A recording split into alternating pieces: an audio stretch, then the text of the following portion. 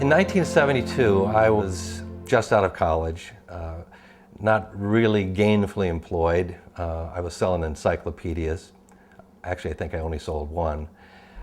Doing some freelance photography and just sort of managing to make ends meet as best I could. But my wife, Beverly, was a cocktail waitress at a country club called the Minnetonka Country Club in Minneapolis.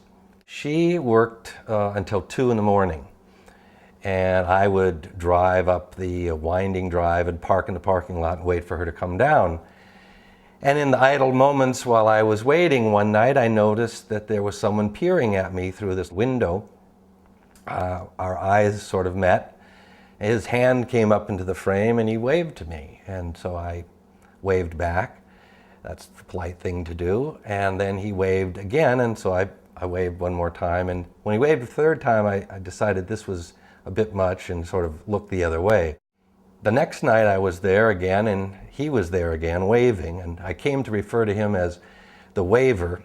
My wife Beverly, however, told me his name was Bill and that he was a pot scrubber and he cleaned the stoves at night. His favorite way of introducing himself to people was getting you to make phone calls for him. And a lot of people would not do that. They just would push him away. And I was one of the people that would do that, so I became friends with Bill. I didn't really meet Bill in person until that Christmas when there was a staff party, and I went with Bev. Bill, was sitting at a table and he had his Beatle wig on, and it must have had about 17 cans of hairspray on it. It was just stiff as a board. As I walked toward him, his eyes lit up. He jumped to his feet, he thrust out his hand and he said, "Hey buddy, my name's Bill."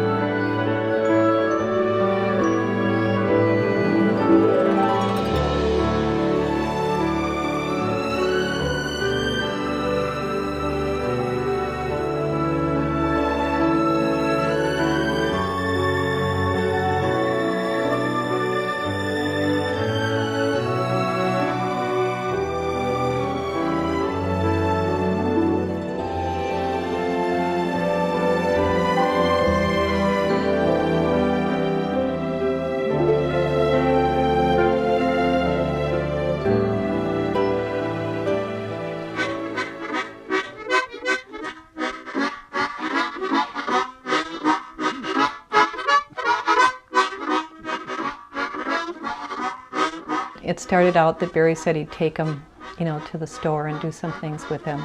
And then that became a set routine because we couldn't say no to him either. Oh boy. Hi Bill. Hey, how you doing? Pretty good. You get that to your wife. Okay. There's something in there for her.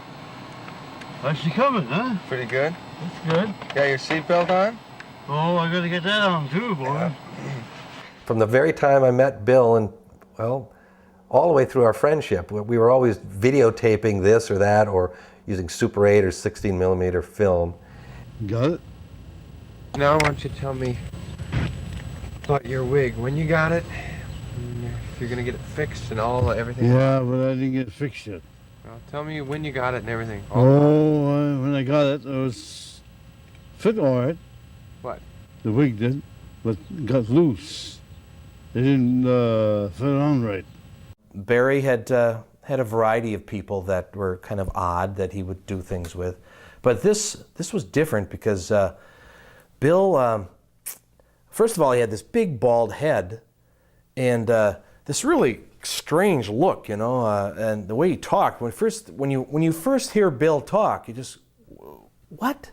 I was laughing so much. What was so funny? I seen something funny. What was it? You know what it was? What? There's the monkeys, a couple of monkeys there. And I was laughing, you know, you can't help it. You know, by the second or third time that I got to know him, and Barry was helping translate it, then I realized what a gem we had here.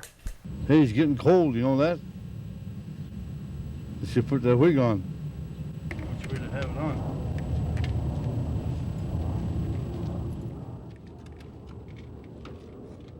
Where'd you come from anyway? I used to be in Faribault a long time ago. Why were you at Faribault? Well, I tell you, I didn't know I was there. I was there so many years I didn't know it. Did they ever tell you why you were? Well, they didn't see nothing.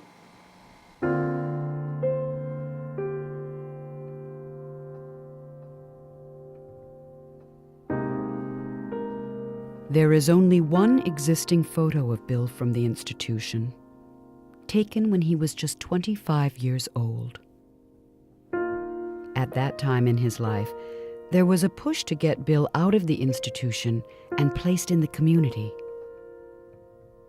But the pleas went unanswered, and so he spent another 26 years in Faribault Institution. He told me what he could about his life, that he'd been in some place that he doesn't like to talk about, but that he had a lucky piece, a $2 bill, which he carried in his wallet, and he showed it to me. I think he attributed his getting out of the institution somehow to this lucky piece and the fact that he was a world-class harmonica player.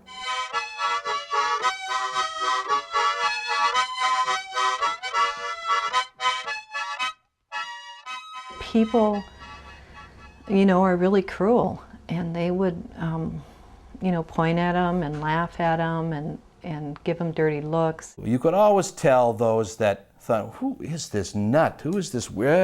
Hey, I don't want to have anything to do with you. And you know what? I could really differentiate between the people I wanted to be with and the ones I didn't want to be with. If they didn't like Bill, if they were upset by him or you know, offended, well, go your way, you know, see you. But the ones that really took on to Bill, those were the kind of people you'd want to meet. Those are the kind of people you'd want to have for friends, because you could tell that they knew how to connect.